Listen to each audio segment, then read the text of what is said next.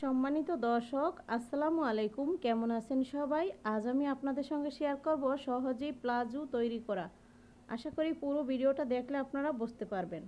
এখানে আমি কাপড়টিকে 4 ভাঁজে ভাঁজ করে নিব। তো এই তো আমি ভাঁজটিকে খুলে নিয়ে এরপর 4 ভাঁজে ভাঁজ করে রেখেছি। এই যে বন্ধ পাশটা এটা কিন্তু আমার দিকে থাকলো, আর হচ্ছে খোলা পাশটা অপর দিকে থাকলো। এখন হচ্ছে আমি এখান থেকে সালোয়ারের কোমরে যে রাবার হবে, তো এই জন্য 2 ইঞ্চিতে একটি মার করে নিব। এই যে এইভাবে সোজা করে শেপ কাটের সাহায্যে দাগটি দিয়ে দিয়েছি। এখন কোমরের মাপ নিব। তো কোমর হচ্ছে 44, তো এখানে 4 ভাঁজের হিসাবে 11 আসে। আমি আরও 4-5 ইঞ্চি বাড়িয়ে এরপর হচ্ছে কাটবো। তো দেখুন এই তো 11 ইঞ্চিতে মার্ক করলাম, তারপর হচ্ছে আরও 4 ইঞ্চি বাড়িয়ে কাটতেছি। এর বেশি লাগবে না, যেহেতু এটাতে কোমরে কুচি হবে না, তো বেশি হলে আবার দেখতে বেশি ভালো লাগবে না। তো এই জন্য আমি 4 ইঞ্চি বাড়িয়ে এখন 14 ইঞ্চিতে একটি মার্ক করে নিচ্ছি। এটা হচ্ছে হাই। তো এই যে আমি রাবারের গড়ের জন্য মার্ক করে নিয়েছি, এখান থেকে 14 ইঞ্চিতে মার্ক করে নিয়ে সোজা দাগটি টেনে দিলাম। তারপর হচ্ছে এখানে 2.5 ইঞ্চির মতো, মানে 2 ইঞ্চি দিলাম, আরও হাফ ইঞ্চির মতো বাড়িয়ে এই যে 2.5 ইঞ্চির মতো হায়ের রাউন্ডের জন্য এই দাগটি দিয়েছি। এখন রাউন্ডটি দিয়ে দিলাম। দেওয়ার পর হচ্ছে সালোয়ারের যে প্লাজোর যে লাম্বাটা হবে সেই অনুসারে লাম্বাটি বের করে নিব।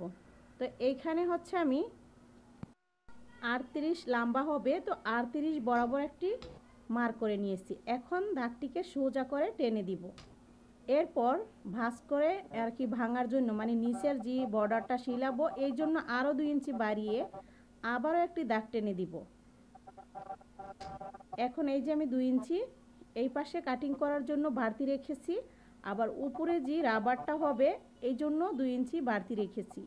এখন নিব ঘেরের মাপ। নিচের ঘেরটা আমি নিয়েছি এখানে 12 ইঞ্চি। আপনারা চাইলে কিন্তু পুরো ঘেরটাও নিতে পারেন বা আরও বেশি কম করেও নিতে পারেন।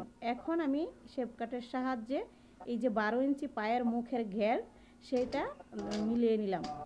এখন আমার এখানে আবারও দেখিয়ে দিচ্ছি, এই যে 38 হবে। এই যে সেলাই করার পর আর কি ভাঁজ করার যে ভাঙার যে কাপড় সেটুকু বাদে আমি দোনো পাশেই বাড়তি নিয়েছি। আশা করছি আপনারা মাপটি বুঝতে পারছেন। এখন আমি কেটে নিচ্ছি। যদি কোথাও আপনারা না বোঝেন রিপিট করে দেখবেন, তাহলেই বুঝতে পারবেন।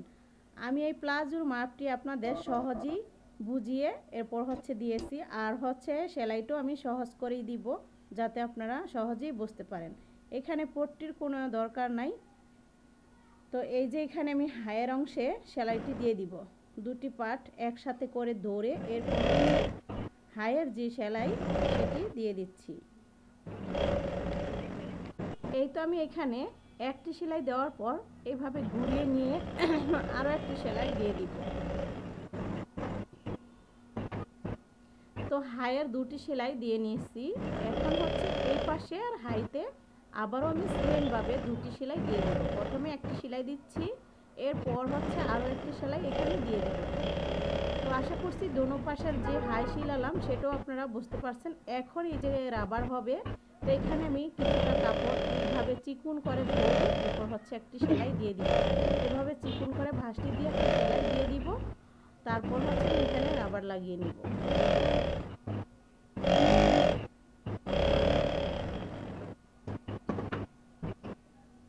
এখন এই যে এভাবে রাবারটিকে মেপে নিব, তাহলেই কিন্তু হবে।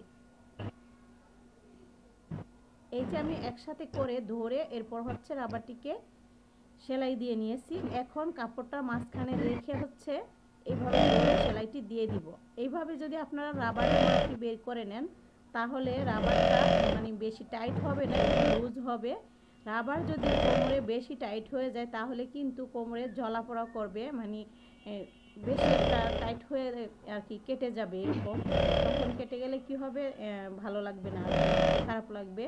তো এইভাবে করলে কি হবে, আপনাদের বড়ও হবে না আবার ছোটও হবে না। কোমর অনেক সময় রাবারের কারণে যে কেটে যায় সেটা কাটবে না, ঢিলা ডালা হবে আর কি।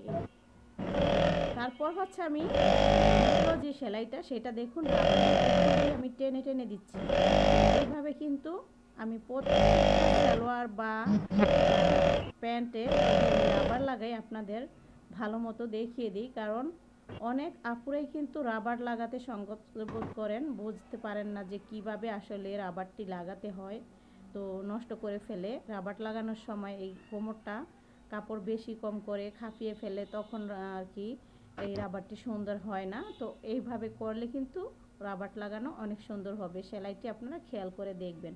তারপর হচ্ছে পায়ের মুখের যে বর্ডার, সেইটা কিন্তু আমি ভাঁজ দিয়ে সেলাইটি দিয়ে দিচ্ছি।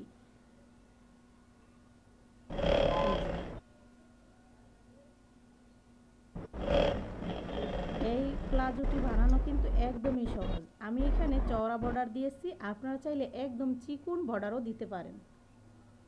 দেখুন আবারও আমি সেমভাবে এই পাশে এই সেলাইটি দিয়ে দিচ্ছি। যদি আপনারা চিকুন বর্ডার দেন তাহলে 2 ইঞ্চি বেশি নিতে হবে, 1 ইঞ্চি বেশি নিলেই হবে, বা একটু কম হলেও সমস্যা হবে না। এই আর কি আমি বর্ডার দিচ্ছি, এই জন্য 2 ইঞ্চি এখানে আমি বাড়তি নিয়েছিলাম। চিকুন বর্ডারের জন্য বেশি একটা এক্সট্রা লাগে না। তারপর হচ্ছে নিচের যে সাইড সেটা সেলাই দিতেছি।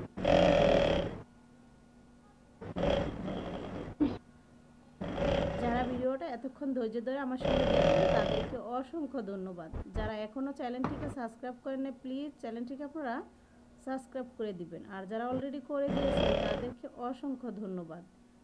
আপনারা কী ধরনের ভিডিও চান সেটা আমাকে জানাতে পারেন, আমি আপনাদের সেরকম ভিডিও দেওয়ার চেষ্টা করব। তো দেখুন আমি একটি সেলাই দেওয়ার পর আবার ঘুরিয়ে আরও একটি সেলাই দিয়ে দিচ্ছি। এই নিচের অংশে কিন্তু অবশ্যই এরকম সেলাই দিয়ে দিতে হবে। তো আশা করছি আপনারা বুঝতে পারছেন এবং আপনাদের কাছে ভালো লাগছে। সবাই ভালো থাকবেন, আবারও দেখা হবে। আল্লাহ হাফেজ।